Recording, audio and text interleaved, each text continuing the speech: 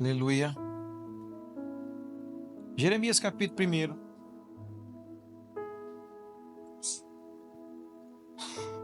Livro do profeta Jeremias.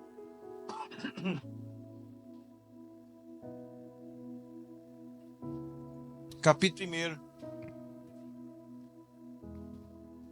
Vamos ler o chamado de Jeremias.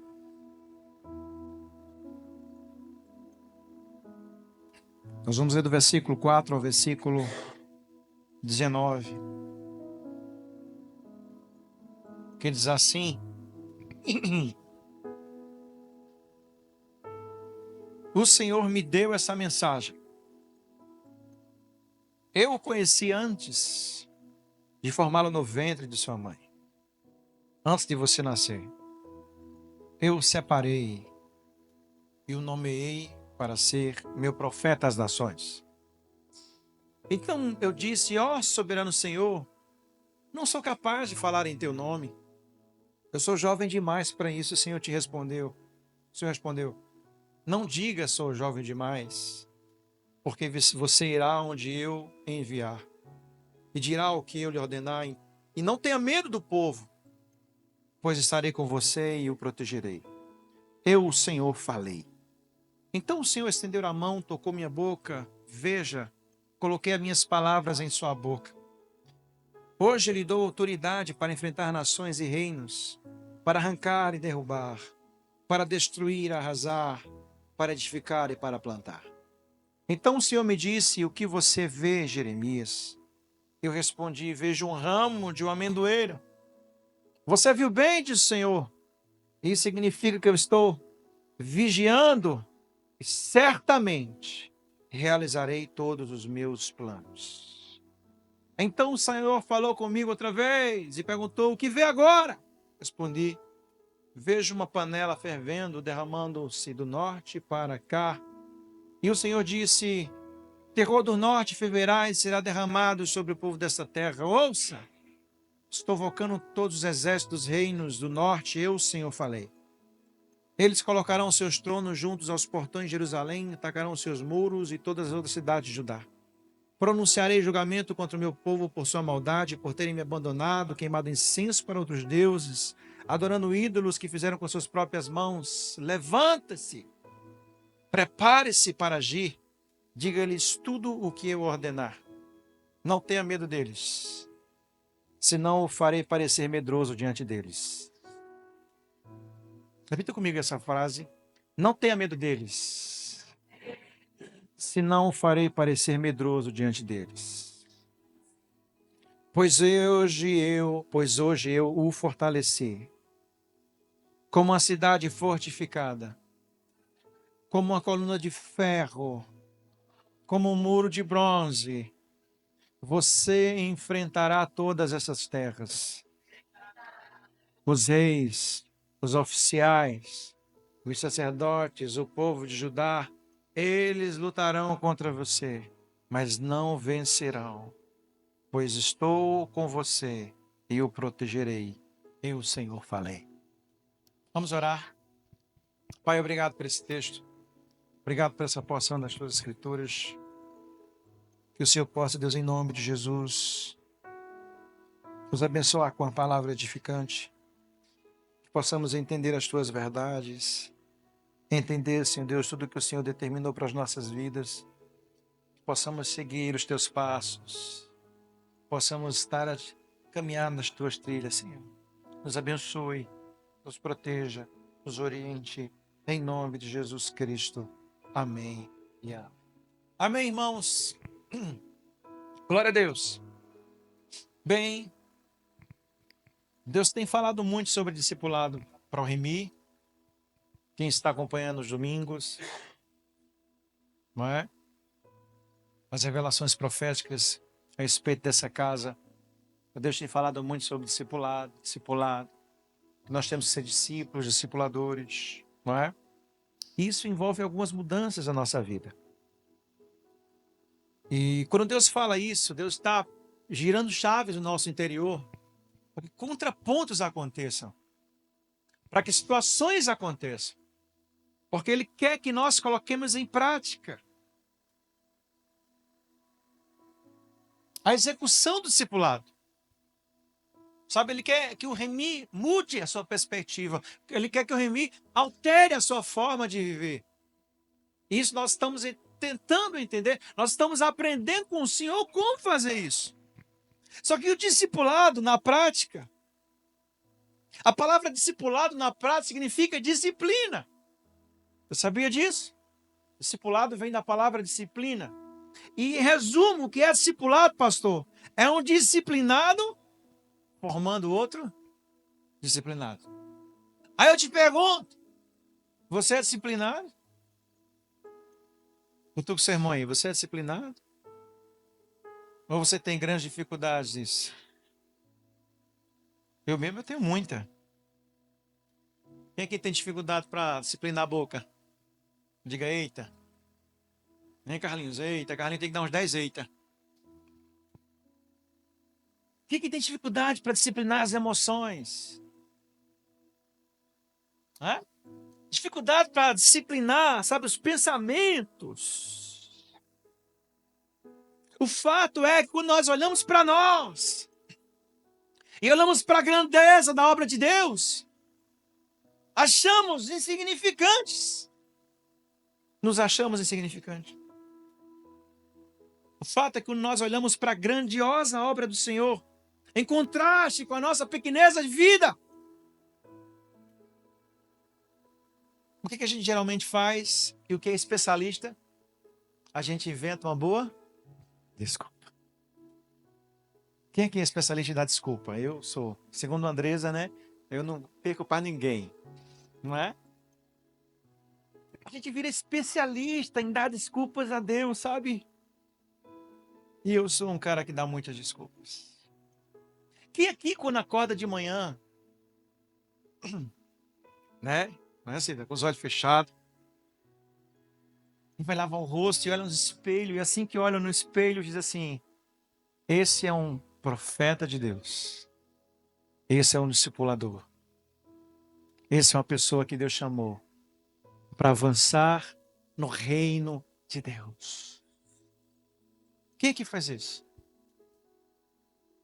Quem é que se vê como um profeta? Né? Quem é que se vê como um profeta? E aí, Everton, será que você se vê como um profeta? Aí você pode dizer: pastor, como assim um profeta? Um profeta é algo muito especial.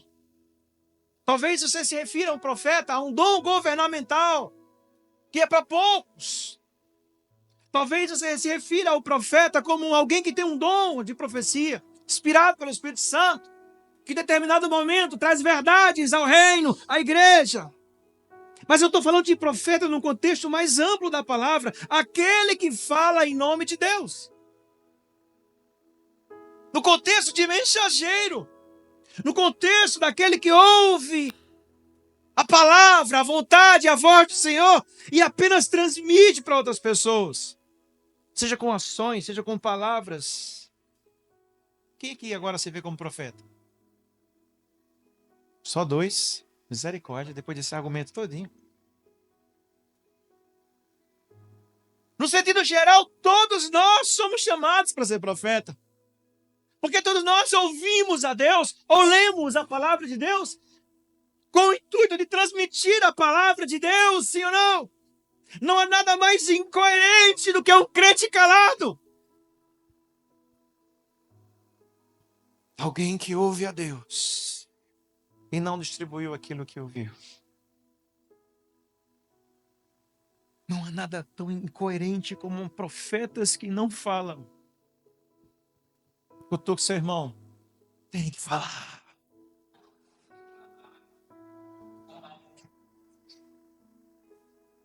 Sabe por quê? Por que a gente não morre agora? Seria uma boa, gente. Ó, todo mundo no céu. Né?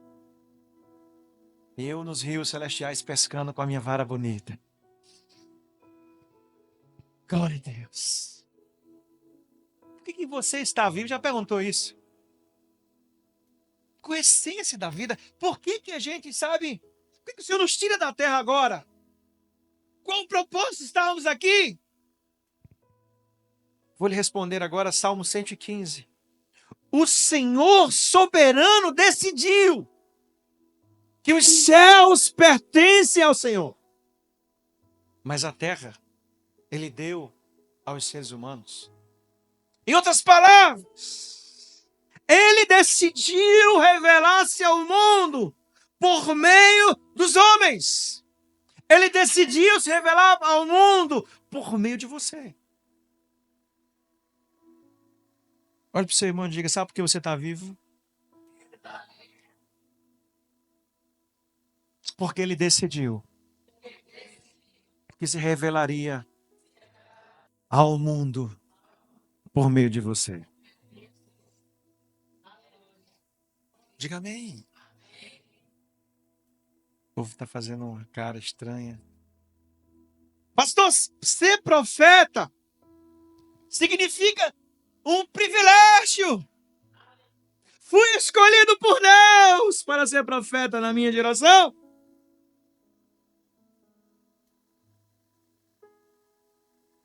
Pecadores como nós, falando em nome de Deus, e ainda ter o respaldo dele para o que falamos. Uau! Um privilégio. Diga amém. Eu estou com seu irmão, diga, é um privilégio falar de Jesus.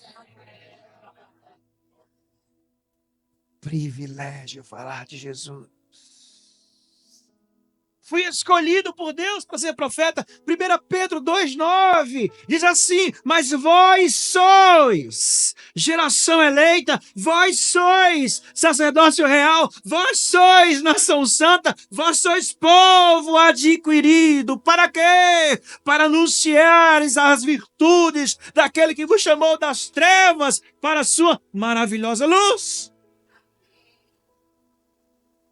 Repita comigo, eleito. Você não precisa nem concorrer, já foi eleito. Segundo, consagrado. Terceiro, com cidadania. Quarto, como escravo. São as 4 verdades sobre o ministério profético que está acima de todos nós. 4 verdades. Você foi eleito por Deus. Sabe o que significa ser eleito? É quando Deus deposita a sua confiança na obra que Ele tem em você. E eu vou repetir uma frase aqui várias vezes, até encucar na sua cabeça. Deus não confia em você. Ele confia nele mesmo. Repita comigo, Deus não confia em mim. Deus confia nele mesmo.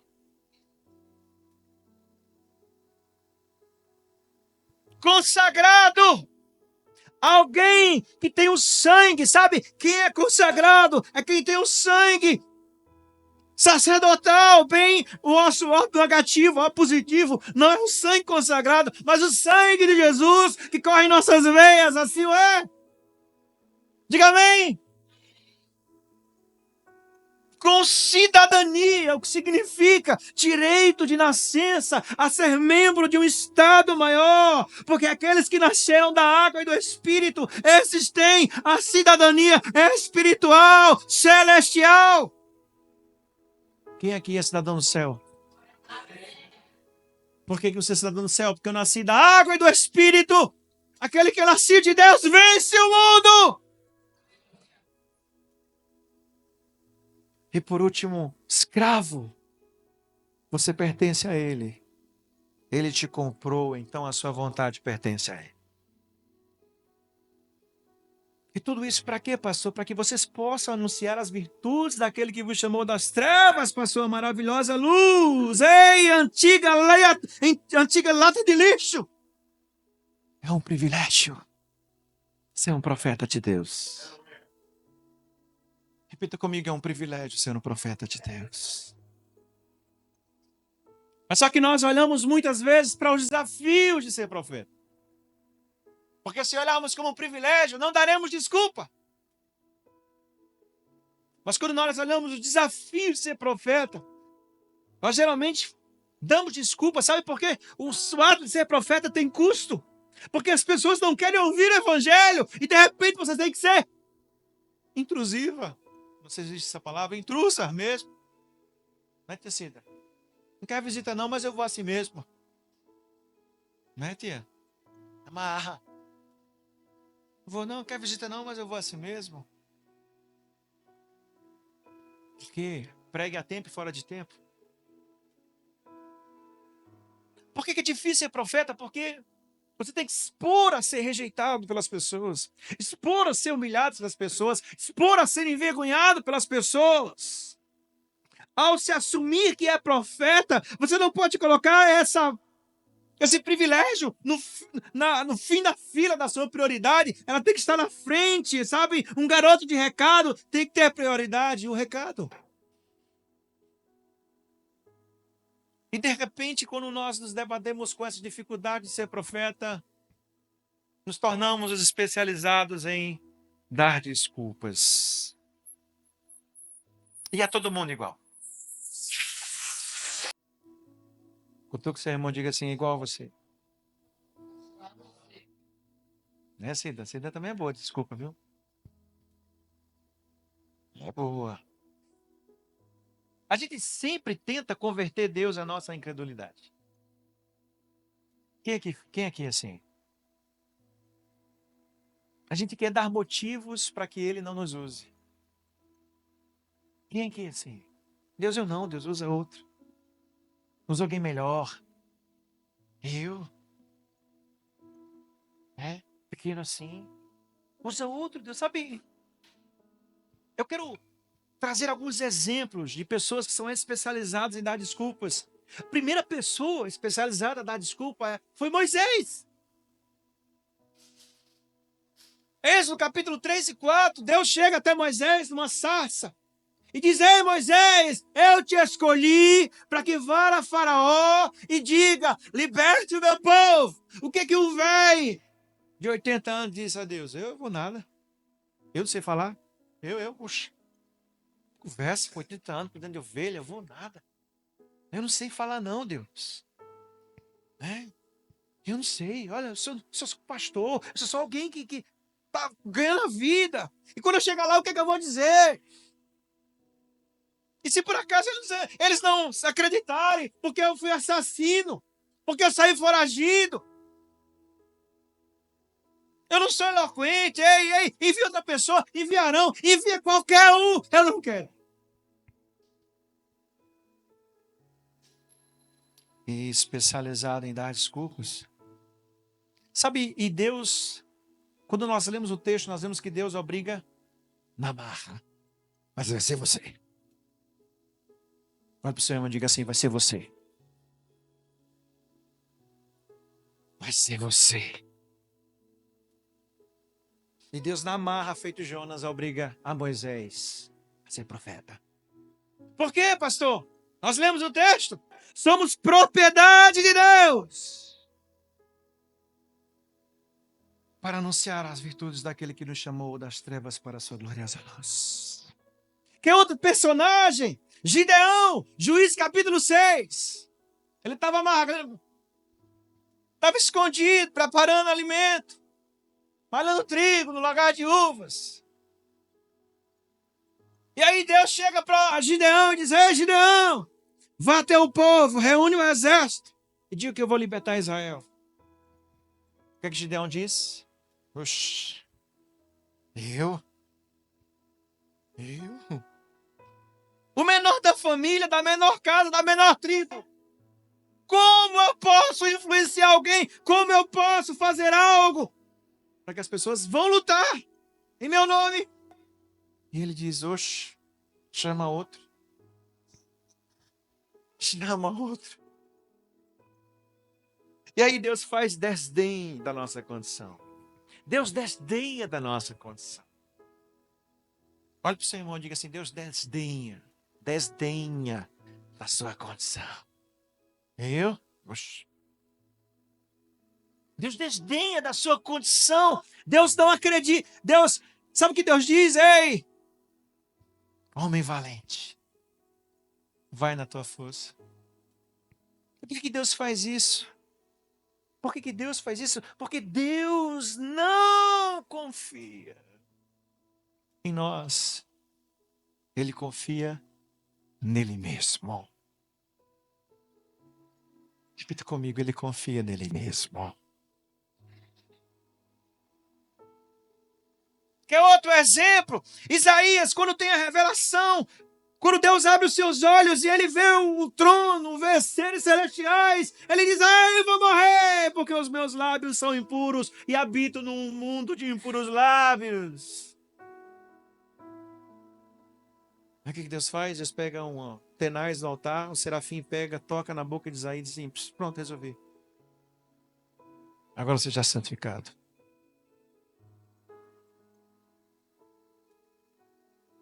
Sacerdócio real. Gideão, geração eleita. E eu quero falar sobre Jeremias nesse momento. Sabe o que Jeremias diz?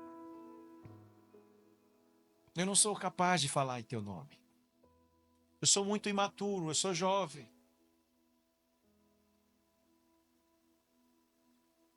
Isso é meio que a minha chamada, irmãos. Jeremias, o Senhor disse, ei, eu te escolhi desde o ventre, antes de te formar, eu te escolhi. Fui eu quem te fiz nascer para ser profeta.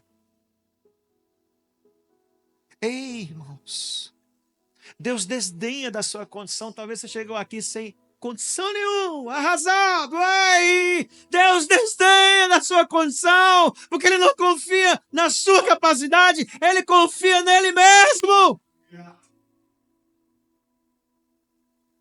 Ele confia nele mesmo, irmãos.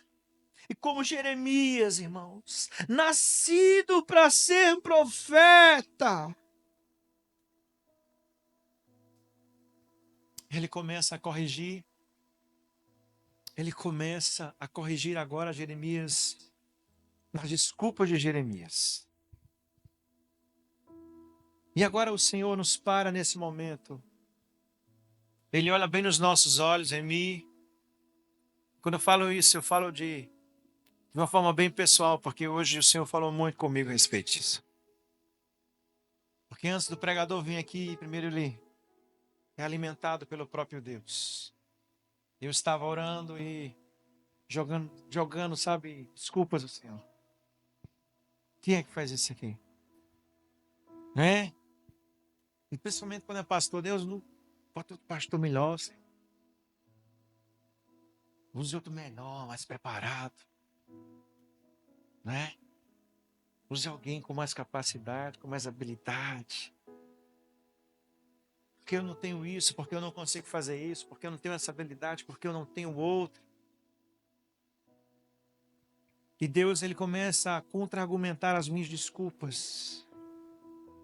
E ele diz para Jeremias, primeiro argumento divino contra as desculpas de Jeremias: você nasceu para isso.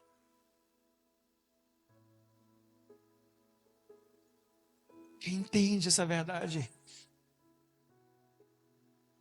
Quem entende essa verdade? Olhe para o seu irmão, olhe nos olhos dele assim: você nasceu para isso, Cida. Você nasceu para isso! Para ser profeta! Eu conheci você antes de formar no ventre da sua mãe, antes de você nascer. Eu te separei e te nomeei para ser profeta! Pare de se desculpar, pare de arrumar desculpa, entenda! Você nasceu com esse propósito na sua vida. Ah, pastor, isso foi com Jeremias, isso foi com o Senhor. Não! 2 Timóteo, capítulo 3, capítulo 1, versículo 9. Pois Deus nos chamou, Ele nos salvou para uma santa convocação. Não porque merecemos, mas porque esse era o plano eterno de Deus.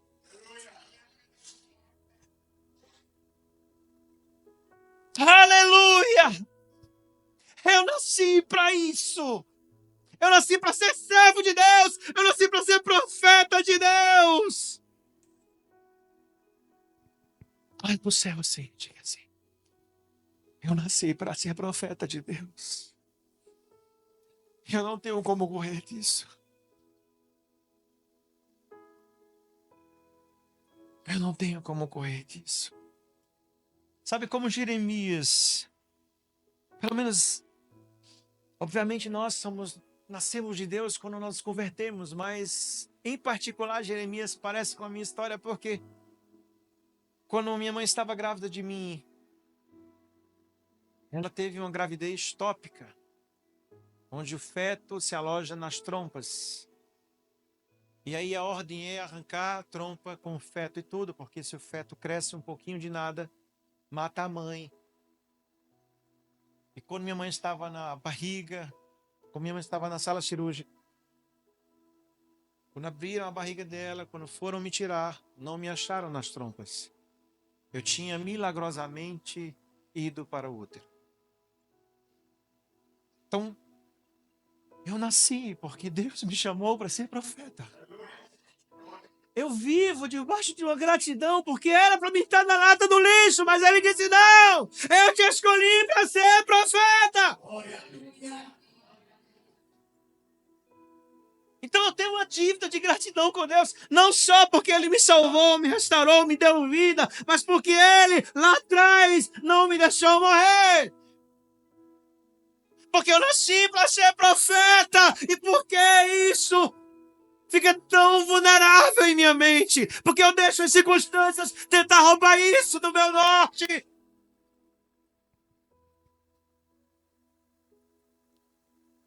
Deus te chamou para uma santa vocação. Não porque você merece, mas é porque esse é o plano de Deus na eternidade para a sua vida. Primeiro argumento de Deus: você nasceu para isso. Jeremias, Zezinho, Cida Santos, Carlinhos. Segundo a argumentação de Deus para Jeremias: quem está te enviando sou eu. Aí você faz, eita. Eu tenho que ser irmão, diga assim: quem está te enviando é o Senhor.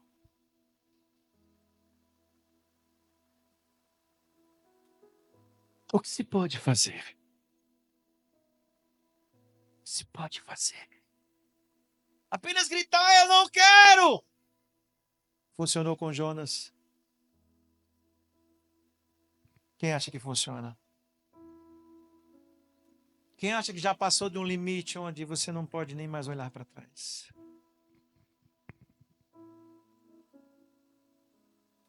Passou de um limite onde não pode mais voltar, onde não pode mais olhar para trás. Ei, eu que estou te enviando, Jeremias. Não diga que é jovem demais, não diga que é incapaz. Porque aonde você for, aonde você irá, pois você irá onde eu quiser que você vá e dirá o que eu quiser que você vai dizer. Jesus, quando foi ressuscitado, esteve com os discípulos alguns dias. E quando ele subiu, ele trouxe uma verdade muito pesada do ponto de vista humano. Ele diz, ei, toda autoridade foi me dada no céu e na terra. Em outras palavras, quem manda em tudo sou eu.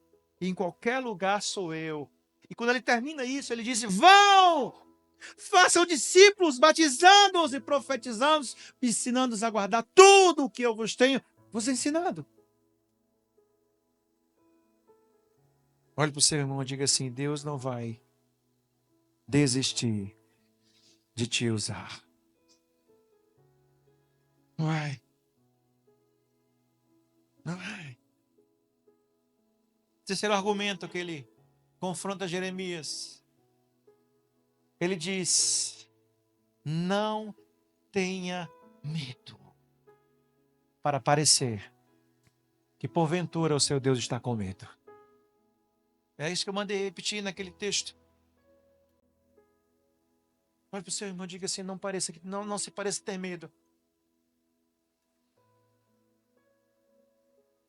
Estou feito assim. Não se pareça ter medo. Profeta não anda com medo, irmãos. Profeta não anda com medo. Porque não pode andar com medo.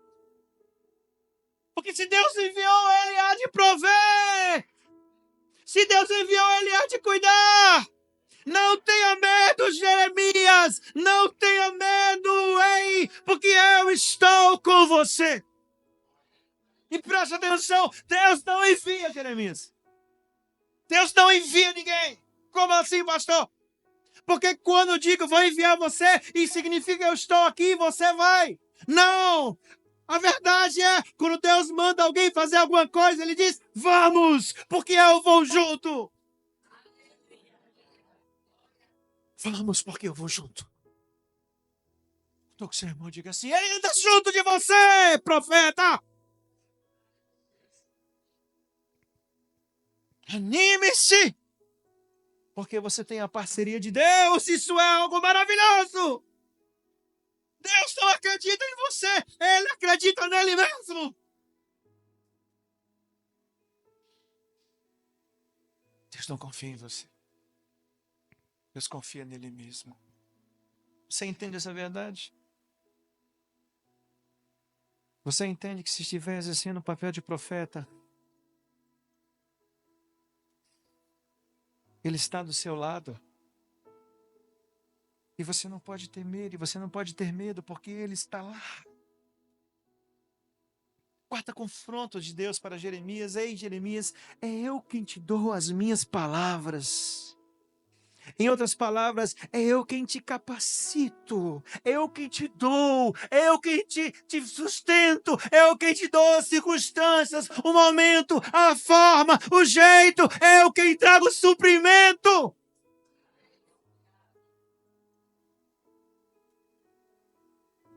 Estou com seu irmão. Diga a ele quem traz o suprimento na sua vida. Não é o seu trabalho, não é a sua habilidade, não é a sua profissão, não é o que você acha que é. Deus não confia em nada disso. Deus confia nele mesmo. Deus confia nele mesmo. Sabe, o sofisma da incapacidade muitas vezes nos tira do propósito de Deus. O que é o sofisma? São mentiras que parecem verdade.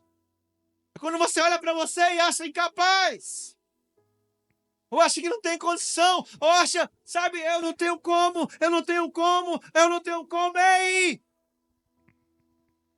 Deus não acredita em você.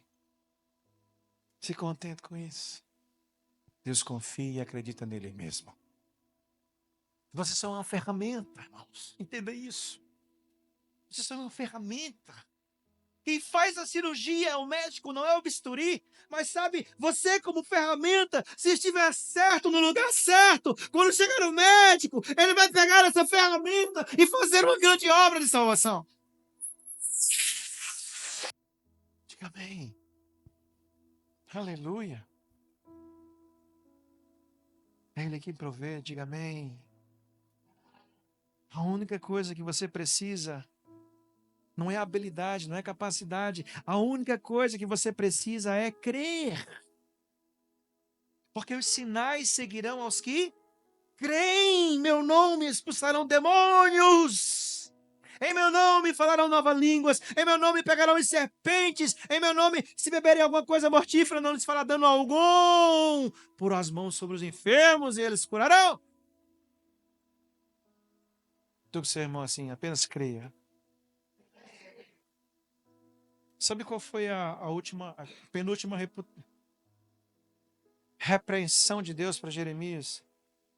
Ele diz assim, Jeremias, quem te dá autoridade sou eu.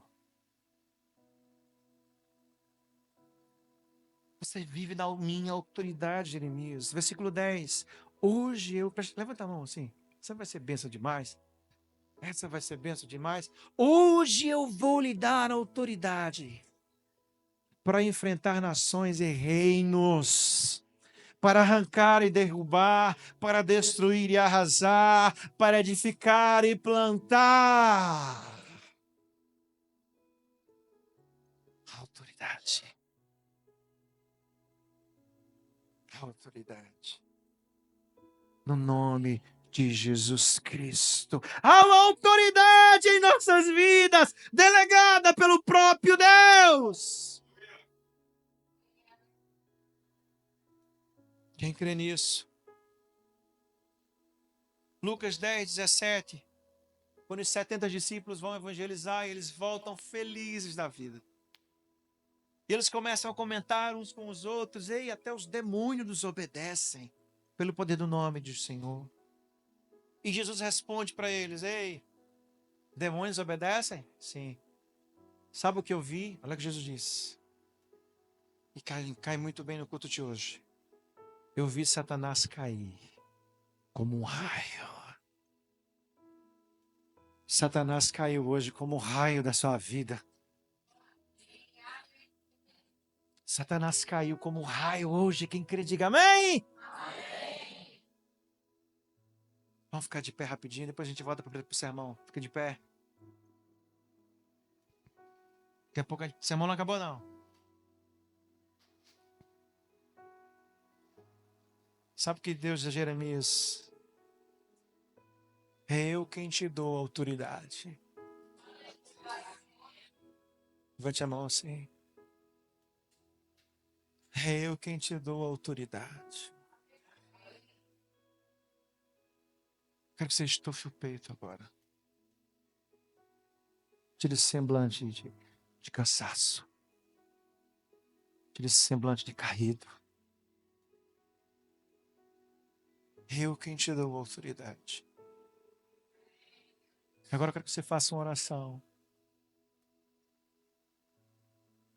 Faça uma oração naquela luta que você está passando, daquele problema que você está passando. E na autoridade do nome de Jesus, decida, profeta. Determine, profeta. Haja, profeta. Fale. Coloque ordem, está o que está em desordem. Profetize. Profetize em nome de Jesus. É o que te dá autoridade, Jeremias. É o que te dá autoridade para arrancar, derrubar, destruir, arrasar, edificar.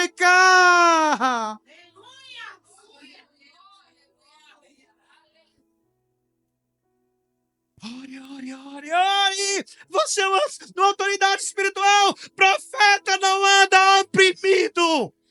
Profeta não anda retraído. Profeta estufa o peito e determina profeticamente a palavra do Senhor. A autoridade. Ande em autoridade. Quando se é profeta, os demônios têm que correr. Estufa o peito de profeta. E diz na minha vida: não, Satanás. Aplauda o Senhor, pode sentar depois. Pode sentar. Sabe o que Deus diz a Jeremias mais? Jeremias, Jeremias. Por que vês? E Jeremias diz: eu vejo uma vara de amendoeira. E ele disse bem, viste bem, porque eu velo pela minha palavra para cumprir. O que significa isso, pastor? Deus está dizendo para Jeremias: sou eu quem garante os resultados.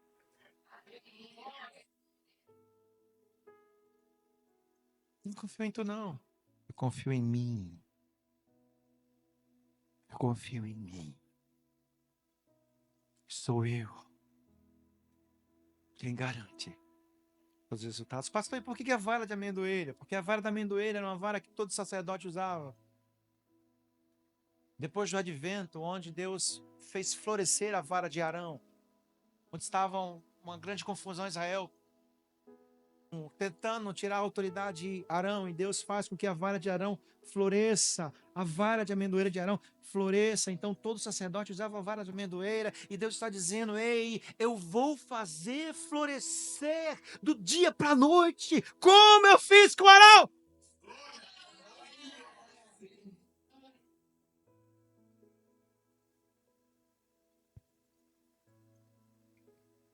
Do dia para a noite. Repita comigo: do dia para a noite. Algo que demoraria meses, do dia para a noite.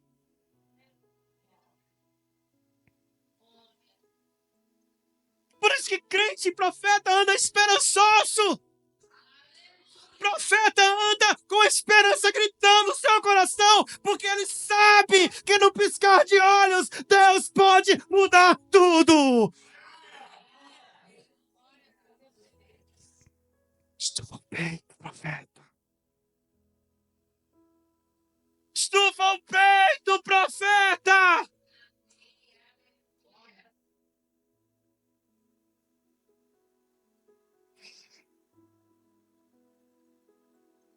Eu que garanto o resultado. E por último, Deus fala a Jeremias que diante das dificuldades, é Ele que vai te manter firme.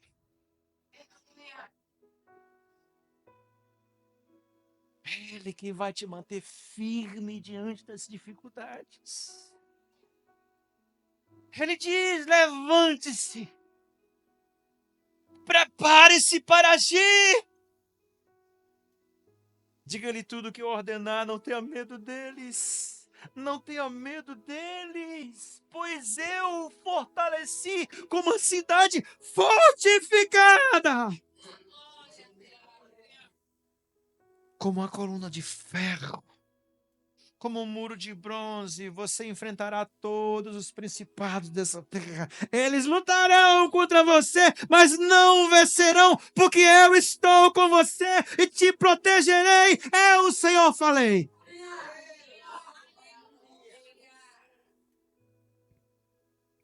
Estufa o peito.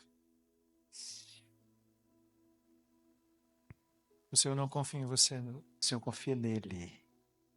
Nele mesmo. E no poder dele. Fique de pé, profeta.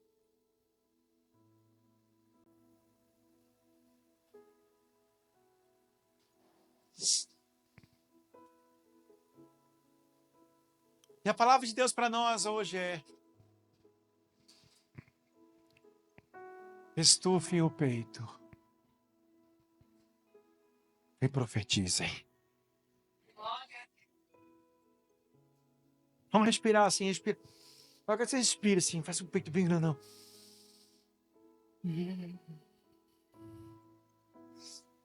Estufa o peito, profetas. Para de dar desculpas, o Senhor está dizendo: você nasceu para isso. Quem está te enviando sou eu. Não tenha medo, porque eu estou com você. É eu quem lhe capacito, é eu quem lhe dou autoridade, é eu quem prover os resultados, é eu que te faço ficar firme em meio às adversidades. Pare de dar desculpas, profetize. Profetize. Agora que você feche seus olhos agora. Primeira pessoa que você vai profetizar é para você mesmo. Coloque a mão no seu coração. Comece a profetizar agora. Coraçãozinho. Comece a profetizar. Comece a profetizar na sua vida. Ei, você nasceu para isso. Você é servo de Deus. Você é uma pessoa de Deus. Você nasceu para prosperar. Você nasceu para ser abundante. Você nasceu para ser uma bênção. Você nasceu para quando chegar os dias maus, você pisar eles. Você nasceu para enfrentar demônios e permanecer de pé. Você nasceu para dominar os vícios. Você nasceu para comandar a sua vida no Espírito de Deus, porque não é pela sua força, não é pela sua capacidade. Ei, Deus não confia na minha carne, Deus confia no seu poder e em si mesmo. Profetize. Profetize. Profetize. Pode colocar a canção, Love. Profetize. Eis-me aqui diante do trono. Profetize. Profeta. Discipule. Em nome de Jesus. Discipule. Faça a vontade do Senhor. Não dobre-se. Não. Profeta não anda com medo. Profeta não anda desesperançado. Profeta anda com o Senhor. Aleluia. Glória a Deus. Aleluia. Sim, Deus. Essa não. Eis-me aqui dentro do trono. Sim, Deus. Agora eu quero que você ore. Ore por alguém. Quem Deus está na sua mente agora? Começa a profetizar daqui. Ore por ele. Levante a mão assim, a mão de profeta. Levante, faça isso. O profeta anda assim, gente. O profeta não profetiza de cabeça para baixo. O profeta não anda de cabeça para baixo. Glória. Comece a profetizar agora na vida de quem você quer. Comece a derrubar as obras de Satanás. Comece a repreender o cão. Rei, em nome de Jesus. Tua presença, tua fidelidade. Comece a dar ordem nas situações. Profetize.